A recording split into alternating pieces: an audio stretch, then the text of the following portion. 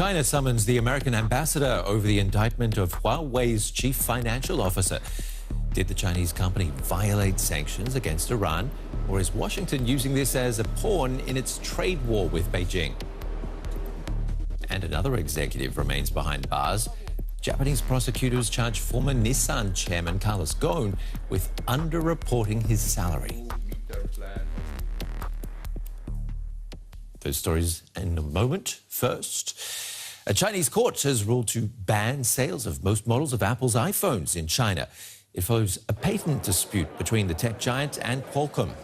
The US chipmaker receiving preliminary injunctions against several Apple subsidiaries in China. The Chinese market is worth some $11 billion a quarter to Apple. Its stock dipped on the news. Qualcomm shares shot up. The arrest of a Huawei executive rattled Asian stocks today. Canadian officials took CFO Meng Wanzhou into custody last week at the behest of US authorities, and she's fighting to be released on bail for health reasons. Another day, another sign that Meng's arrest could spill over into the US-China trade dispute. This time, claims of poor treatment.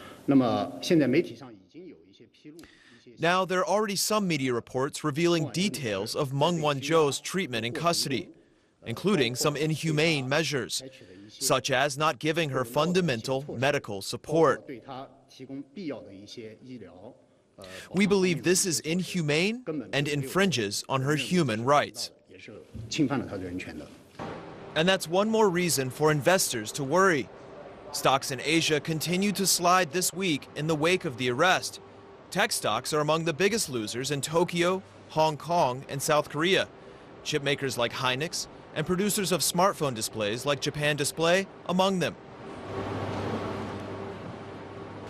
The Chinese Foreign Ministry accuses the U.S. of violating the legal rights of Meng Wanzhou. It urged the Americans to withdraw the arrest warrant.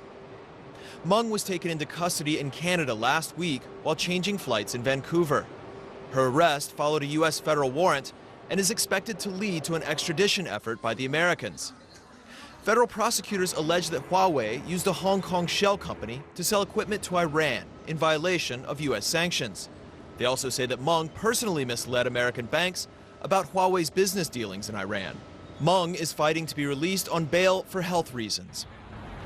The U.S. government is trying to downplay the impact of her arrest. Washington says it's a criminal matter, which is separate from the ongoing trade negotiations. But investors seem to doubt that it'll work out that way. Andrea Heng is standing by for us in Singapore. She's our Asia correspondent. Andrea, so more trouble for Huawei. This is a very interesting case. Unfortunately, there is more trouble in Camp Huawei. Things are not looking good for Meng Wanzhou specifically. She's requested bail. She's requested bail of up to 12 million, citing health reasons, and she's even offered to put up 2 homes equivalent to that amount as collateral. Now, she stands accused of conducting business in Iran for its telcos using an unofficial subsidiary called Skycom under Huawei. To top it all off, Japan's now just announced that it will not be using Huawei as well as ZTE Corp equipment on its 5G network. So really icing on the cake right there. How are the Chinese taking all of this, Andrea?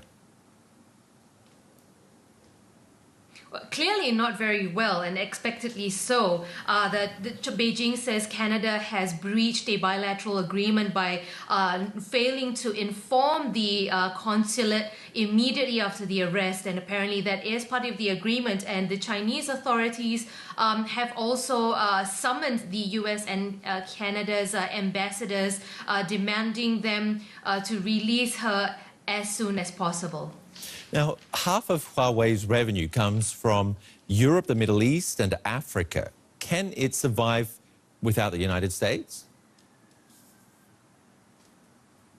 Well, to be honest, probably not. And this is a lot to do with China being on the... China overall is going to be on the losing end of this if they retaliate with a ban on US tech products. It may not bode well for them because if they do not get access to government-run infrastructure, telecom infrastructure, which a lot of telcos have to seek permission from. And if those government bodies do block Huawei, then there's very little that Huawei can do to grow out of these of the US as well as these other countries. As we know, Japan has now joined the fray of Europe and Australia as well as New Zealand in blocking Huawei tech from their 5G network. So really, trouble in the US will also spill out to other markets as well, unsurprisingly, because when countries start blocking these networks, blocking Huawei from these networks, it will mean that they have very, very little room to grow.